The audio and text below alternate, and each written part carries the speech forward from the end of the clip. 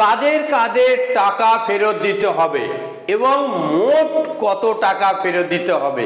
হ্যাঁ, আপনারা ঠিকই বুঝেছেন। যারা স্কুল সার্ভিস কমিশনের মাধ্যমে নিয়োগপ্রাপ্ত হয়েছিল 2016 সালে, তাদের মধ্যে কাদেরকে টাকা ফেরত দিতে হবে এবং কত টাকা ফেরত দিতে হবে সেই সম্পর্কে আজকের ভিডিওটা। এবং ভিডিওতে আমরা কি কি পাবো সেটা আমি একবার আপনাদেরকে দেখিয়ে দিই। দেখুন ভিডিওতে আমরা কি কি পাবো। ভিডিওতে আমরা পাবো যে এই ভিডিওর আমরা 1 নম্বর পয়েন্টে পাবো কাদের টাকা ফেরত দিতে হবে এবং মোট কত টাকা ফেরত দিতে হবে। 2 নম্বরে পাবো এদের মধ্যে কাদের টাকা ফেরত দিতে হবে না এবং কাদের টাকা ফেরত দিতে হবে। ঠিক আছে, কাদের টাকা ফেরত দিতে হবে না সেটাও আমরা পয়েন্ট ওয়াইজ জেনে নেব। এবং সুদের হার কত %, অর্থাৎ সুদ সহ টাকা ফেরত দিতে হবে বলা হয়েছে, কত % এবং মোট কতজনের চাকরি গেল, এছাড়াও ডিটেলস আলোচনা করে দেবো। এসএসসি কি চাইছে, যারা সঠিকভাবে চাকরি পেয়েছিল পুরো 25,000 যারা পোস্ট আছে তার মধ্যে কতগুলো সঠিকভাবে পেয়েছিল এবং তাদের কিভাবে তাদের চাকরি ফেরত পাবে সেই সম্পর্কেও এই ভিডিওতে বলে দেবো। তাই ভিডিওটা একটু বড় হতে পারে কিন্তু ডিটেলস আলোচনা করে দেবো। ঠিক আছে, প্রথমে আমরা চলে আসি কি যে কাদের টাকা ফেরত দিতে হবে। দেখে নাও মোট টাকা ফেরত দিতে হবে কত, মোট কত টাকা ফেরত দিতে হবে এবং কাদের টাকা ফেরত দিতে হবে সেই সম্পর্কে বলা হয়েছে। স্কুল সার্ভিস কমিশন বা এসএসসির মামলা রায় দান করেছে কলকাতা হাইকোর্টের ডিভিশন বেঞ্চ। 2016 সালে স্কুল সার্ভিস কমিশন বা এসএসসি নিয়োগের পুরো প্যানেলটাকে বাতিল করে দেওয়া হয়েছে কলকাতা ডিভিশন বেঞ্চের তরফ থেকে।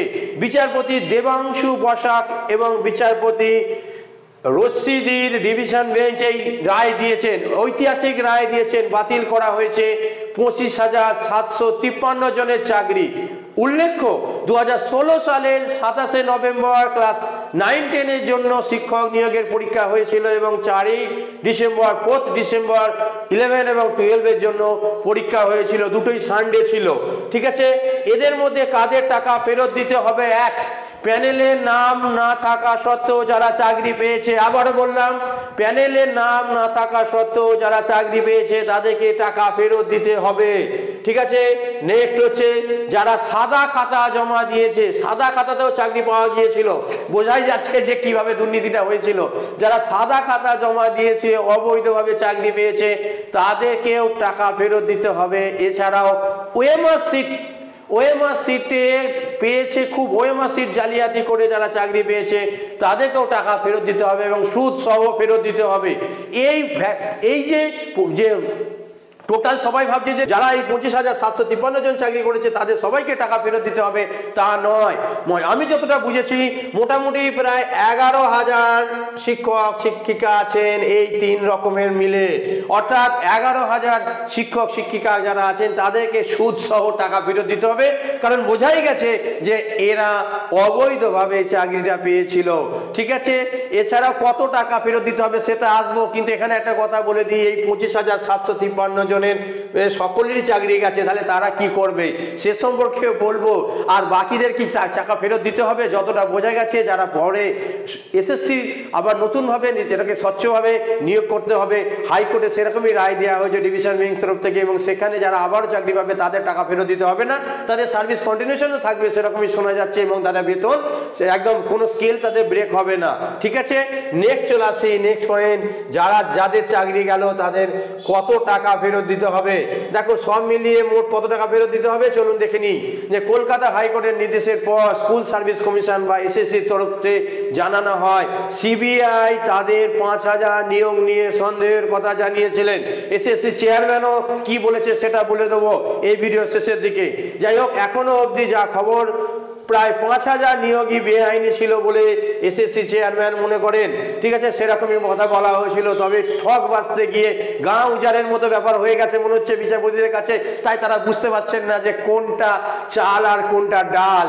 ঠিক আছে, কারা কারা সঠিকভাবে নিয়োগ পেয়েছে আর কারা কারা বেঠিকভাবে নিয়োগ পেয়েছে।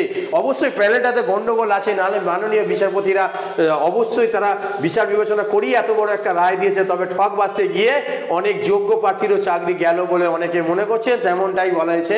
যেমন কি হয়েছে, প্রিয়াঙ্কা সাউ বলেছেন অনামিকা রায়দের মতো যোগ্য অথচ তারা চাকরি হারা হয়েছে, তারা কি তাদের চাকরিটা পাবে সেটাও আলোচনা করে দেবো, একটু শেষ পর্যন্ত দেখে নেওয়া চাই। নেক্সট চলে আসি, কলকাতা হাইকোর্ট নির্দেশ দিয়েছে যারা বেআইনিভাবে চাকরি পেয়েছেন তাদের কত শতাংশ সুদ দিতে হবে না, 12% হারে সুদ দিয়ে টাকা ফেরত দিতে হবে।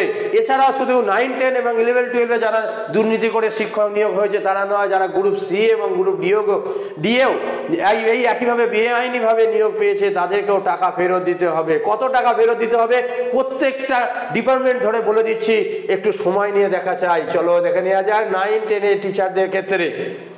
যারা 9, 10 চাকরি পেয়েছে 2016 সালে, পরীক্ষাটা হয়েছিল 2016 সালে, আর জয়েন করা হয়েছিল 2018 সালে ওই শেষের দিকে, নভেম্বর ডিসেম্বরের এই সময়ে, ঠিক আছে।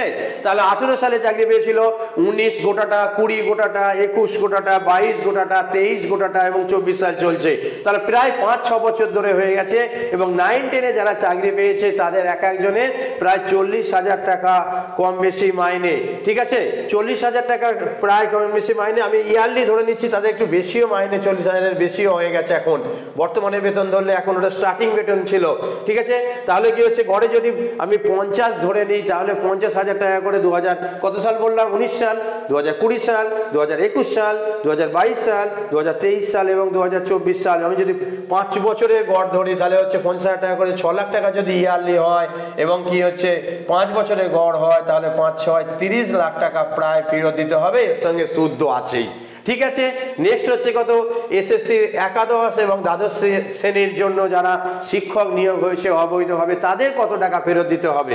একাদশ এবং দ্বাদশ শ্রেণীর ক্ষেত্রে স্টার্টিং স্যালারি মোটামুটি এখানে 44 হয়ে গেছে, অ্যাকচুয়ালি না, এটা মোটামুটি 50+, ঠিক আছে। 50,000 টাকা, এখন ওই বেতনটা প্রায় 60,000 টাকার কাছে। তাহলে 60,000 টাকার কাছে এখন প্রায় বেতন, তাহলে 60,000 টাকা করে ধরে নেওয়া যায় কত বছর ধরে চলছে। 60,000 টাকা করে এরা ফ্রি অফ কস্ট পেয়ে যাচ্ছে, এরা অ্যাকচুয়ালি অবৈধভাবে নিয়োগ পেয়েছে কত বছর না, সেই একইভাবে এরাও পেয়েছে 2018 সালের শেষের দিকে। আমি 19 সাল, 20 সাল, 21 সাল, 22 সাল, 23 সাল, 5 বছরের জন্য যদি হয়, ঠিক আছে। আর 24 সালে এরা 5 বছরের জন্য যদি হয়, এরা গড়ে মোটামুটি ইয়ারলি এরা গড়ে কি হচ্ছে, ইয়ারলি এরা গড়ে 6-72 মোটামুটি 7 লাখ টাকা করে ইনকাম করে, 7 লক্ষ টাকা করে ইনকাম করে। এবং যদি এদেরও 5 বছর ধরে তাহলে এদেরকে 35 লাখ টাকা প্লাস ফেরত দিতে হবে, সুদ সহ ফেরত দিতে হবে, 12% হারে সুদ নেওয়া হবে। এবার দেখো গ্রুপ সি এবং ডিএদের ক্ষেত্রে কি হচ্ছে। গ্রুপ সি এবং ডিএদের ক্ষেত্রে একেবারে শুরুতে মোটামুটি বেতন হচ্ছে 28,000 টাকার কাছে এবং তাদেরও বেতন কিন্তু ইনক্রিমেন্ট সহ ডিএ সহ বৃদ্ধি পেতে থাকে। স্টার্টিং স্যালারি ধরলে মোটামুটি 2024 অবধি প্রায় মোটামুটি 17 লাখ টাকা তাদেরকে ফেরত দিতে হবে, এছাড়া সুদ দিতে হবে এবং ডিএ এর জন্য 12 লাখ টাকার মতো ফেরত দিতে হবে, ঠিক আছে।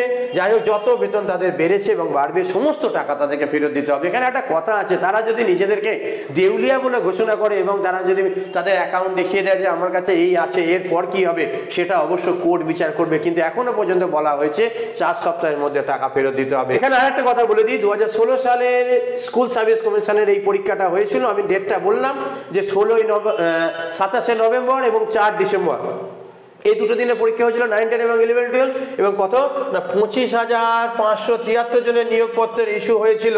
কত না ভ্যাকেন্সি দেওয়া হয়েছিল 24,000। তাহলে 24,000 ভ্যাকেন্সিতে 25,573 জন রিক্রুট হয় কে করে, সেখানেই মনে হচ্ছে গন্ডগোলটা দেখা দিয়েছে। যাই হোক, বিচারকরা নিশ্চয়ই সমস্ত ভাবনা চিন্তা করে দেখেছেন। যাই হোক, সমাধান কি হবে, যারা এর মধ্যে যারা সত্যি নিজেরা পরিশ্রম করে পড়াশোনা করে চাকরি পেয়েছে, যাদের কোনো অবৈধভাবে নেই, যারা সব ঠিকঠাক, তারা কিভাবে তাদের চাকরিটা ফিরে পাবে না? তাদের সকলেরই তো চাকরিটা এই 25,573 জন সকলেরই কিন্তু চাকরিটা বাতিল করা হয়েছে, তাহলে এরা কি করে পাবে না?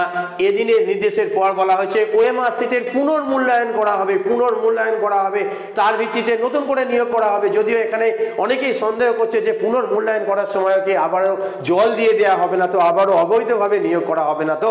যাই হোক, তার ভিত্তিতে নতুন করে সমস্তটা প্রসেসটাকে একবার স্ক্যানিং করে নেওয়া হবে, সেটাকে ভাবনা চিন্তা চলছে। উল্লেখ্য নিয়োগ পদ্ধতি কি হবে তা নিয়ে এসএসসি বিজ্ঞপ্তি দিয়ে হয়তো জানিয়ে দেবে। এখনো পর্যন্ত কলকাতা যেমন বিজ্ঞপ্তি জানানো হয়নি, যা হয়েছে কলকাতা হাইকোর্টের রায় হয়েছে।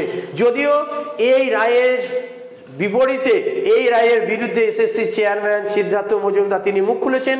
তিনি বলেছেন যে এই যে এতজনের নিয়োগ, মানে নিয়োগটাকে বাতিল করা হয়েছে 25,573 জনের, এতজনের বিরুদ্ধে তো অভিযোগ ছিল না, অভিযোগ ছিল 5,000 জনের বিরুদ্ধে। যাই হোক, উনি বলেছেন ওনাদের যারা উকিল আছেন বা ওনাদের যারা আইন বিশেষজ্ঞ আছেন তারাও দেখবেন, এই হাইকোর্টের রায়টা পড়ে দেখবেন, তার মধ্যে যদি মনে হচ্ছে ওনারা সুপ্রিম কোর্টে যাবার কথা বলছেন। যাই হোক, চেয়ারম্যান সিদ্ধার্থ মজুমদার তিনি সুপ্রিম কোর্টে যাওয়ার কথা ভাবছেন। একই সঙ্গে মাননীয় মুখ্যমন্ত্রী মমতা বন্দ্যোপাধ্যায়ও এসএসসি নিয়ে মুখ খুলেছেন। তিনিও বলেছেন যে হ্যাঁ, একজন বিচারক তো এইসব রাজনীতির ব্যাপার সেসব নিয়ে আসছি না। তো তিনিও যেটা বলতে চাইছেন যে হয়তো সুপ্রিম কোর্টে যাওয়ার কথাই বলতে চাইছেন।